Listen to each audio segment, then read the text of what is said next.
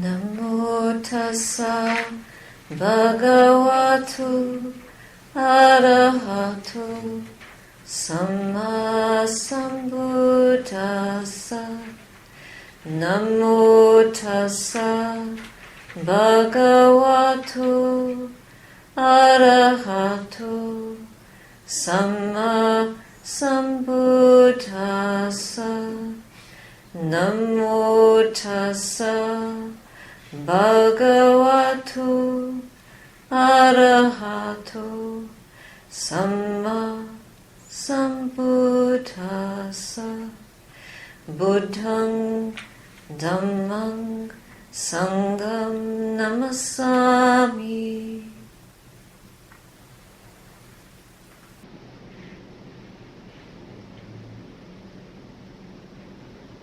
After the meditation, I suggested that you review what you've been doing in your practice.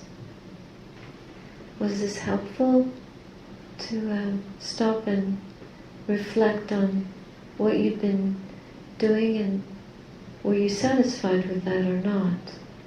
How was that? Yeah, it was helpful. It was helpful? Yeah. Were you able to stay present? In and out. In and out? Yeah. Well, in and out is classical.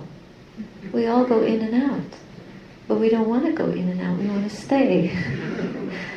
The object of the practice is to learn how to stay in there and be present for whatever comes up without shaking, without being disturbed, perturbed, uprooted from our seat. We want to be able to stay put no matter what's going on. Even if it's a hurricane. Unfortunately, I heard that some people stayed put because they thought their homes would be safe, and that wasn't the case in the storm that passed through southern USA recently. But in this particular case, it's a different kind of staying put. We actually don't know how safe it is within the heart. We think it's not safe, or we don't know the safety of it.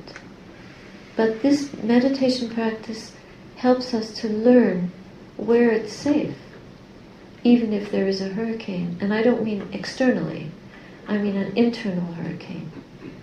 So I think probably everyone here has experienced some kind of a hurricane in life. Is this a good guess? It might not be 270 kilometers an hour winds, but it feels like a very big wind, and we do lose our balance. We do lose our ability to weather the storm. A monk came to Master Yumin and asked him, what happens when the tree withers, when the leaves fall? And Master Yumin said, raw and exposed in the golden wind. Is this correct, Randy? Did I get it right? More or less? Raw and exposed in the golden wind. The body exposed in the golden wind. The body exposed in the golden wind? I guess I remembered it as raw. I think it's fine. Because really what it is the heart exposed in the golden wind. That was my interpretation. So the heart exposed in the golden wind, what does that mean? I contemplated this for a long time. I thought it was very fitting to mention it tonight, because if we've experienced a hurricane in the heart, what do we do when there's a big wind blowing and we're just flapping around? Do you feel like a flag shredded in the wind? Anybody experienced that? Anybody has not experienced that? How do we stop flapping? How do we not get shredded? Shredding is a kind of violent term. But I think some of us have experienced that feeling of being shredded by life, being just torn apart by life. That some terrible loss or some terrible challenge that we're facing, somebody being extremely cruel or thoughtless or untrue.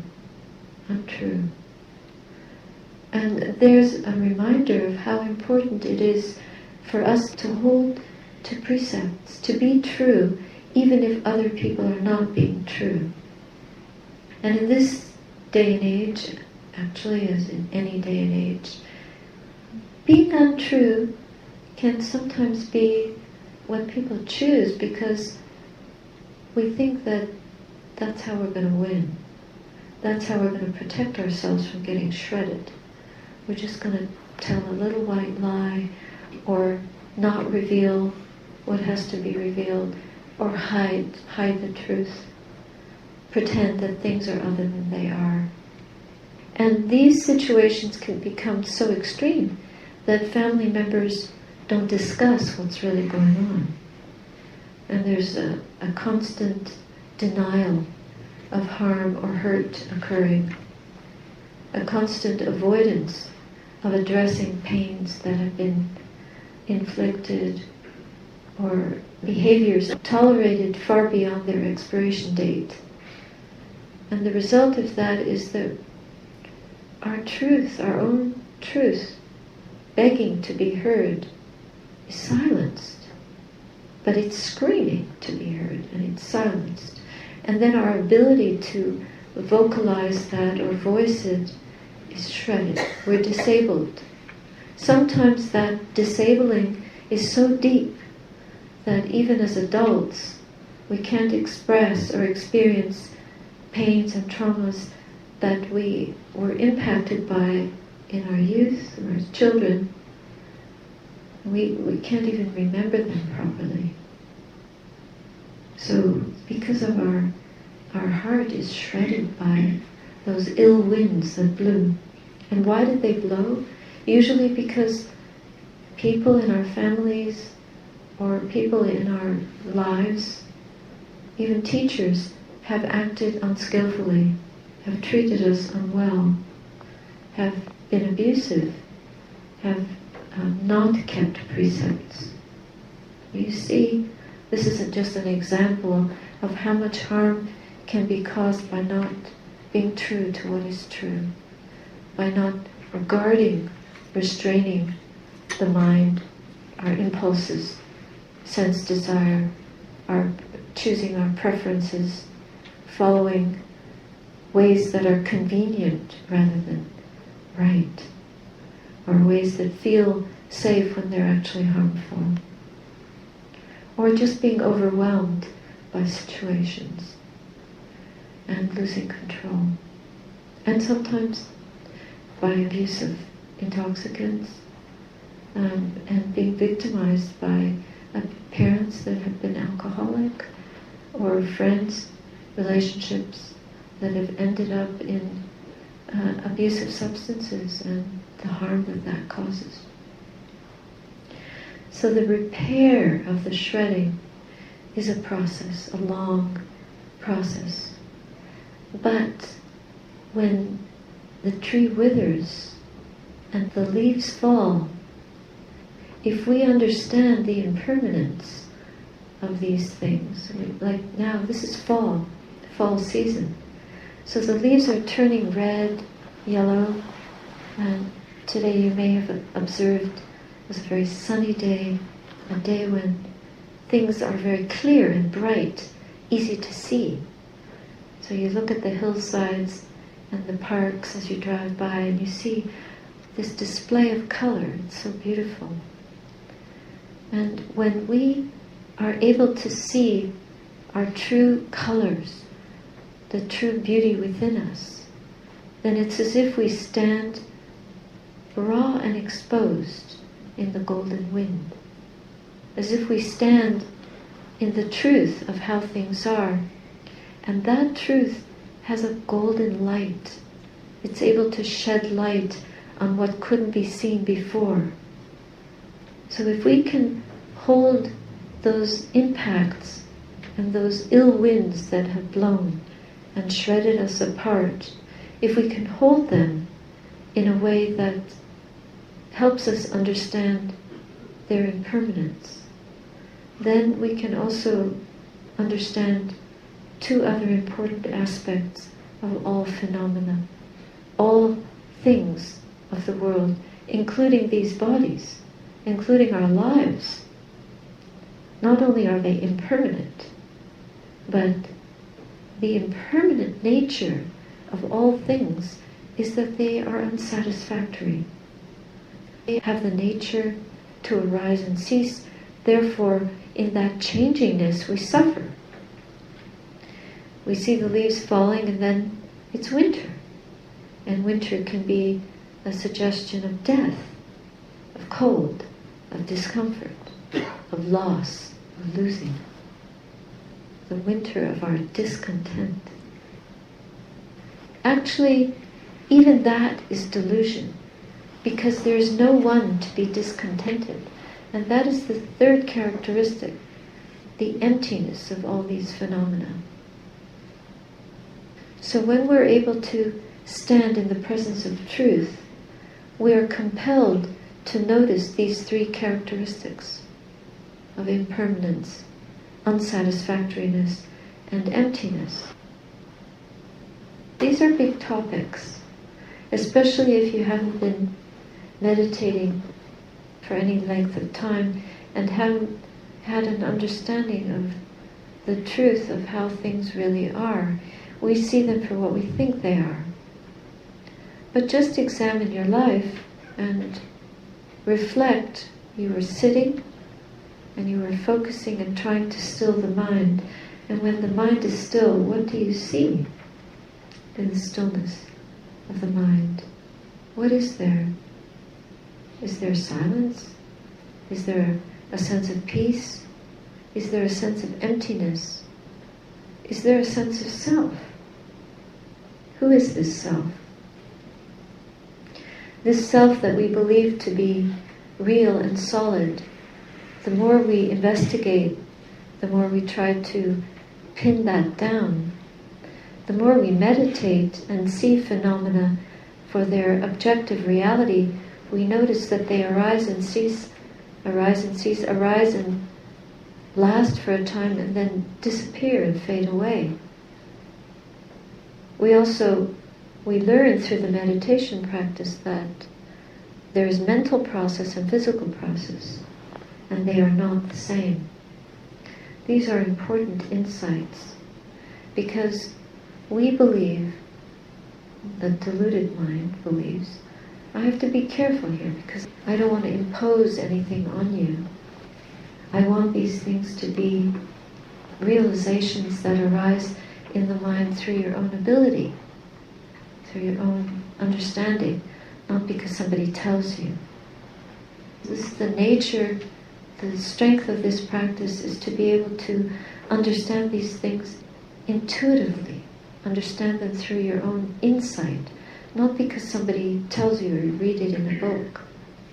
Because what we read in the books will not free us, will not give us the truth that is within, here, internally realizable.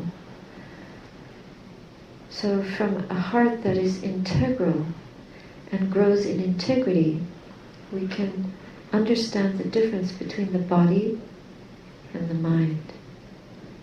And then, who does this body belong to? Does it belong to anyone? Is it your body? Who are you? There is a point at which we can see that this body is not who we are. Really. So this is to be investigated. Who is it? What is this body? When this body dies, what is it that dies? There's 4 elements that disappear. Earth, water, fire, and air elements that are composite disappear. And the mind, what happens to the mental element, the mind process? This is the mystery that we need to explore.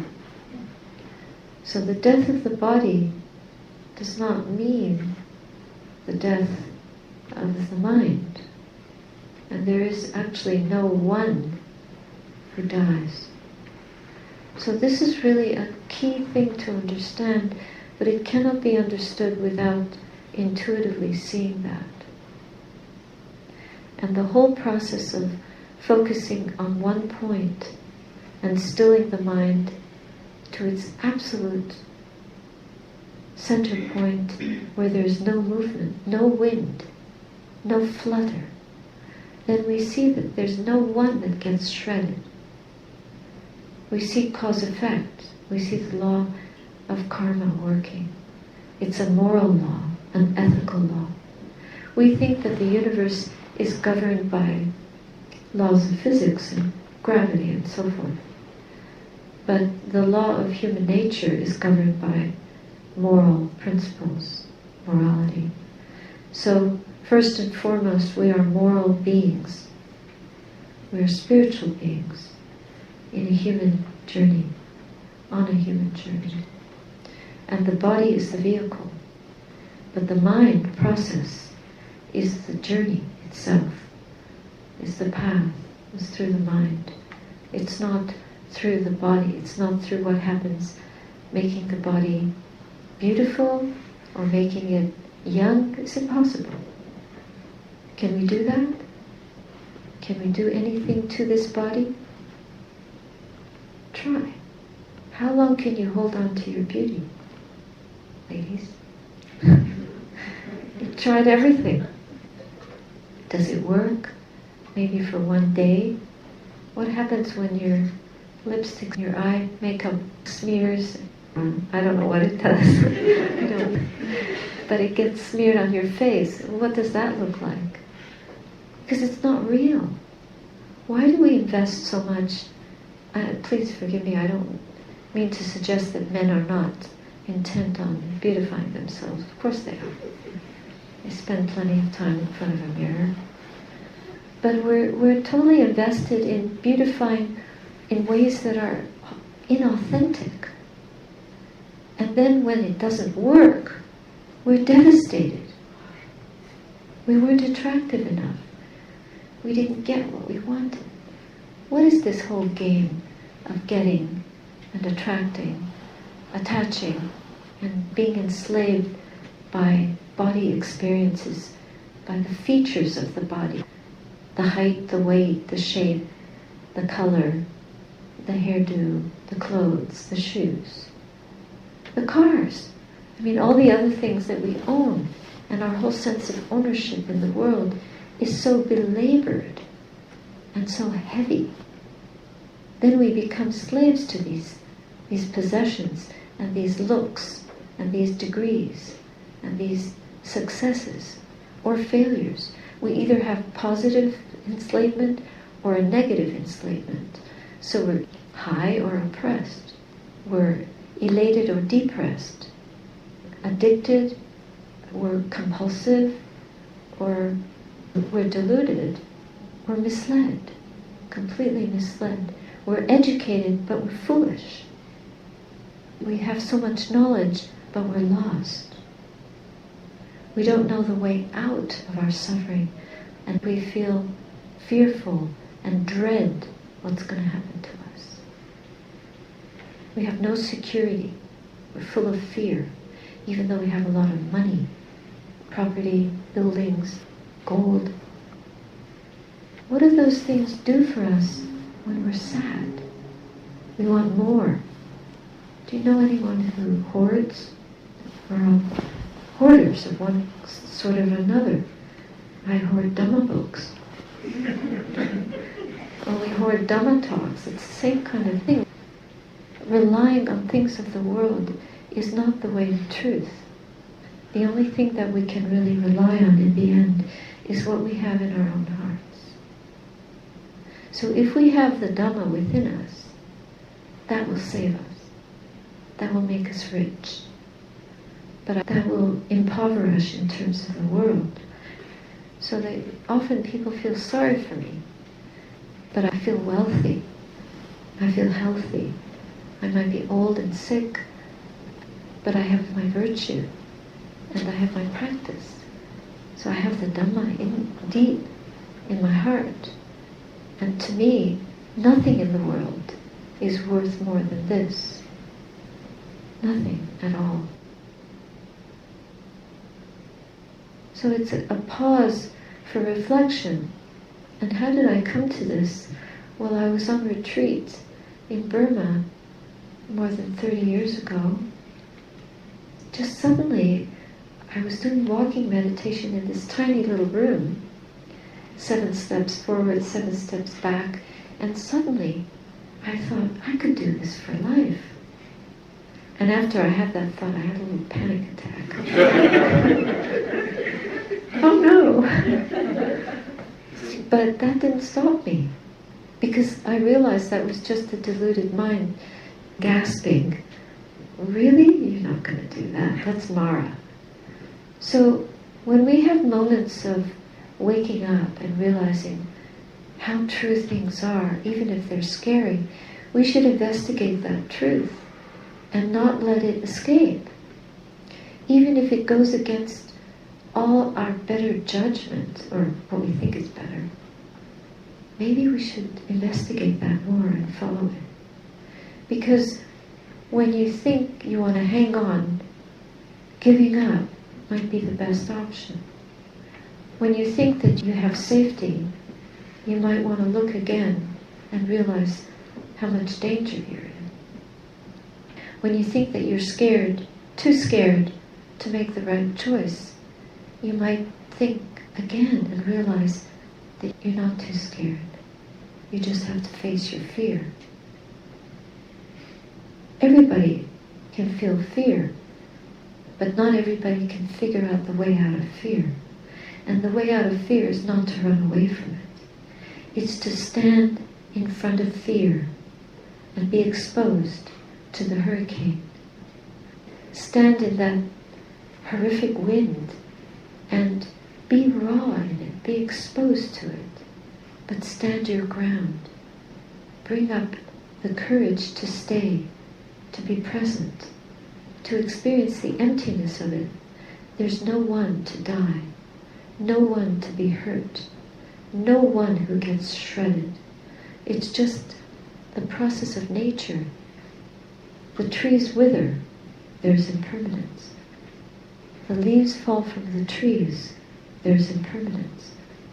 This body may die, but the heart can wake up.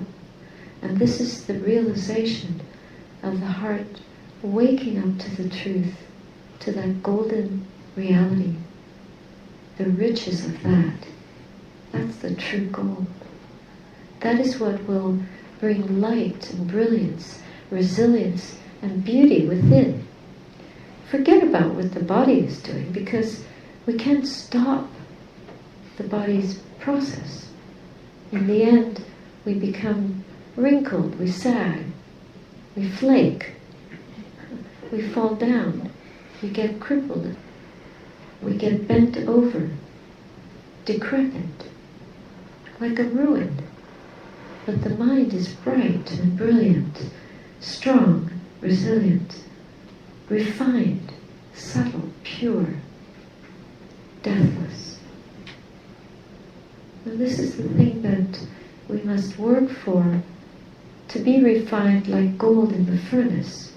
It means we have to endure difficulties and forgive past traumas, no matter how terrible. They're just tests. Suffering is our teacher rather than an enemy. And the most important lesson from that is not to repeat it, not to inflict suffering on anyone else, and not to replay those old stories over and over again as if we can squeeze some goodness out of them by listening to them again and again and again. By repeating the grief, the horror, the misery, the blame, the shame, the fear, the destructiveness, the accusations, the abuse, not to repeat that, not to replay it, not to give it any more life. It's dead, it's finished, it's past. And to take the path through, we have to forgive that. Forgiveness means putting it down. It's due to causes and conditions beyond our control. It's the result of ancient things that happened long ago and are playing themselves out through our own suffering. And we let that be. We don't hang on to it and decry it about how awful it is. We just receive it and let it go. We know it for what it is, and we let it go. And we let it be. And in that letting it be, the mind can settle down and be still and be peaceful. And in that peace, we can find strength, energy, renewal, safety, trust, mindfulness, awareness, pure presence, the ability for the mind to be concentrated, focused, and absolutely quiet. It's in the quiet of the mind that we find our freedom, not in the complaining, not in the whining, not in the regurgitating the past or planning the future, but in just being present for one breath. This moment is a moment of potential freedom. Just by setting the past free, like a bird that you let out of a cage. Open the cage, open the door, let it out, let it out, let it go. Then we rest in the moment, rest in the only place where we can find freedom is in this moment of pure awareness. It's not in somebody else's moment of pure awareness. It's in our own hearts. But it's also very important and essential for us to keep the company of the wise. This is perhaps one of our greatest assets, to stay close to spiritual friends. Ultimately, the Buddha is our best friend, spiritual friend. Where is the Buddha? The Buddha is in the Dhamma. Where is that Dhamma? It's within us. So, what happens when the trees wither and when the leaves fall? Body exposed in the golden wind.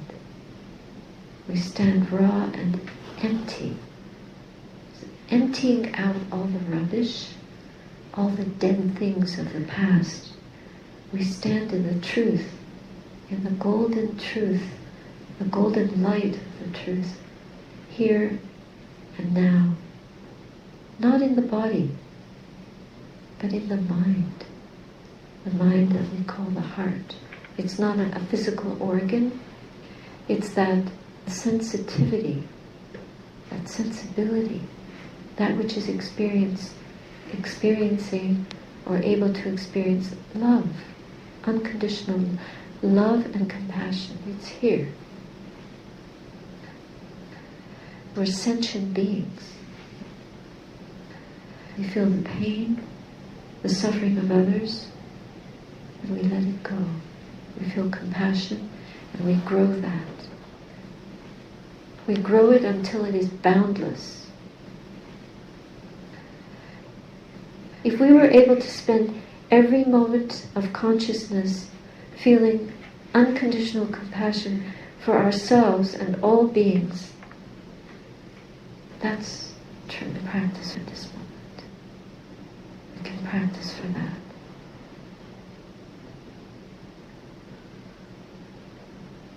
But we start with where we are now. It's necessary. We can't start with a future thought or with a concept. We have to start where we are now. Like when you look on your GPS and you see a little red dot and it says you are here. So be here. Be now. Be this. But know the map of consciousness and use it by following the Buddha's instructions. So then the BPS, Buddha's positioning system.